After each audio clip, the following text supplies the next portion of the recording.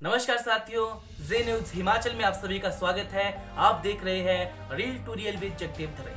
साथियों, आज हम बात करेंगे हिमाचल प्रदेश में महिलाएं कितनी सुरक्षित। हम सभी जानते हैं कि हमारा हिमाचल प्रदेश पूरे हिंदुस्तान में अपनी अलग रीति रिवाज तथा संस्कृति के लिए प्रसिद्ध है। पहाड़ों में प्राचीन काल से ही यह परंपरा रही है कि यहाँ महिलाओं को समाज में विशिष्ट आदर एवं सम्मान दिया जाता है।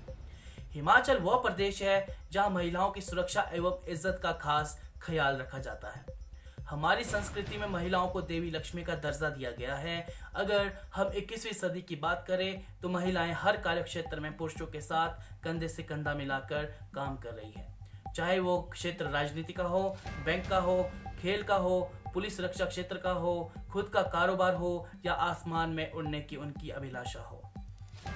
यह बात तो 100% सच है कि हमारे समाज में महिलाओं को देवी लक्ष्मी का सम्मान दिया गया है, पर महिलाओं के प्रति नकारात्मक पहलू को भी नजरअंदाज नहीं किया जा सकता। देश की बात करें तो गुजरते एक एक पल में महिला का हर स्वरूप शोषित हो रहा है, फिर चाहे वो माँ हो, बेटी हो, बहन हो, पत्नी हो या 5 से 7 साल की छोटी बच्ची ही क्यों ना हो। हर जगह नाबालिग लड़कियों से छेड़छाड़ की जा रही है, उन्हें परेशान किया जा रहा है। सड़कें, सार्वजनिक स्थल, रेल, बस आदि असामाजिक तत्वों के अड्डे बन गए हैं। स्कूल तथा कॉलेज जाने वाली छात्राएं भय के साए में जी रही है। जब भी वे घर से बाहर निकलती है तो सिर से लेकर पैर तक ढकने वाले कपड़े पहनने को मजबूर है। राह चलती लड़की पर तेजाब फेंकना और शारीरिक संबंध की इच्छा को पूरा करने के लिए किसी का भी अपहरण करना आम बात हो गई है।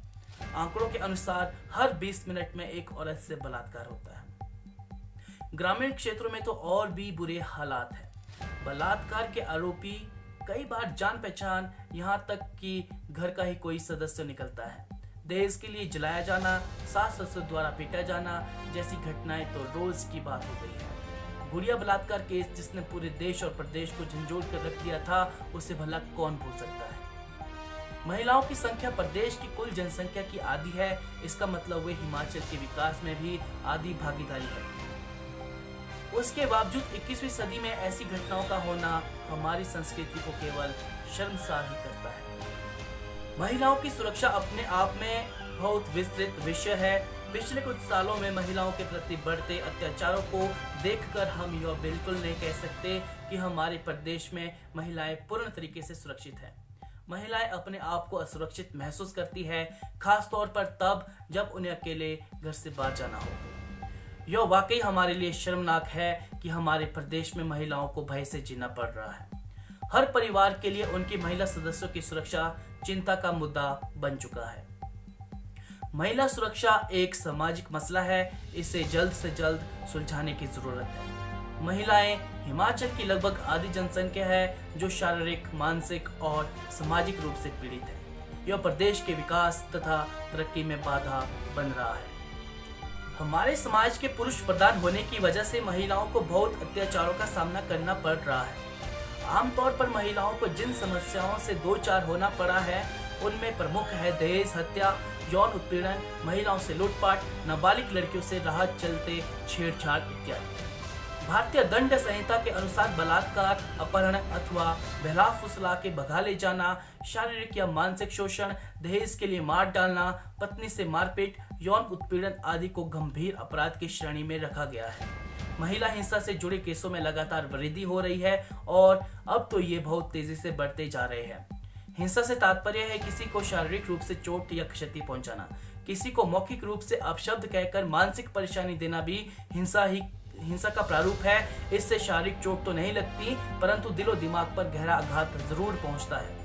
बलात्कार, हत्या, अपहरण आदि को आपराधिक हिंसा की श्रेणी में गिना जाता है तथा घर में दहेज के लिए मारना, यौन शोषण, पत्नी से मारपीट, बदसलूकी जैसी घटनाएं घरेलू हिंसा का उदाहरण है। लड़कियों से छेड़छाड़, पत्नी को भ्रूण हत्या के लिए मजबूर करना, विधवा महिलाओं को सती प्रथा का पालन करने के लिए दबाव डालना आदि सामाजिक हिंसा के अंतर्गत आते हैं। ये सभी घटनाएं महिलाओं तथा समाज के बड़े हिस्से को प्रभावित कर रही है। महिलाओं के प्रति होती हिंसा में लगातार इजाफा हो रहा है और अब तो ये चिंताजनक विषय बन चुका है। महिला हिंसा से निपटना समाज सेवकों के लिए सिरदर्द के साथ साथ उनके लिए एक बड़ी जिम्मेवारी भी है। हालांकि महिलाओं को जरूरत है कि वो खुद दूसरों पर निर्भर न रहकर अपनी जिम्मेवारियों को खुद संभाले और अपने अधिकारों और सुविधाओं के प्रति जागरूक हो। हमारे समाज के आर्थिक और सामाजिक विकास के लिए नारी शिक्षा बेहद जरूरी है।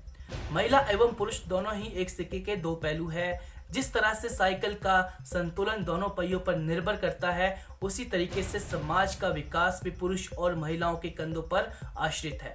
दोनों ही देश और प्रदेश को नई ऊंचाइयों तक ले जाने की क्षमता रखते हैं, इसलिए दोनों को बराबरी की शिक्षा का हक मिलना जरूरी है। अगर इन दोनों में से किसी भी एक की शिक्षा का स्तर गिरा तो समाज की प्रगति होना नामुमकिन है।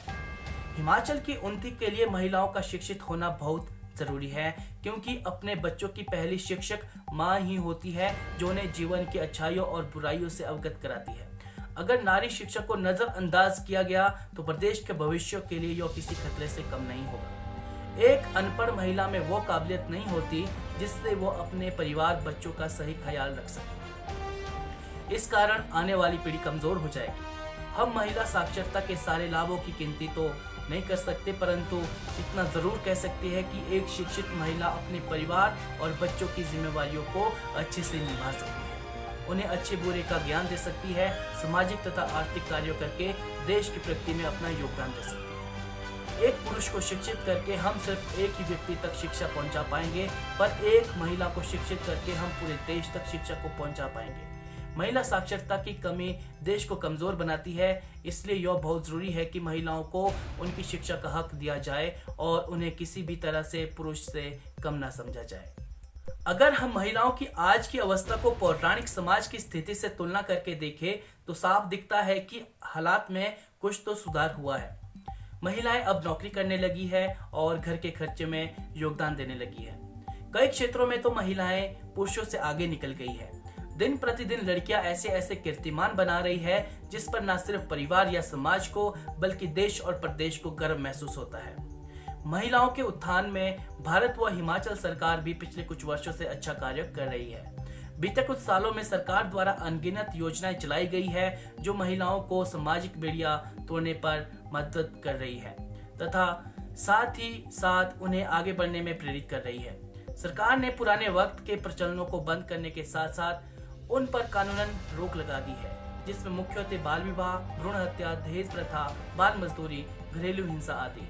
इन सभी को कानूनी रूप से प्रतिबंध लगाने के बाद समाज में महिलाओं की स्थिति में काफी सुधार आ गया है। महिला अपनी पूरी जिंदगी अलग अलग रिश्तों में खुद को बांधकर दूसरों की भलाई के लिए काम करती है।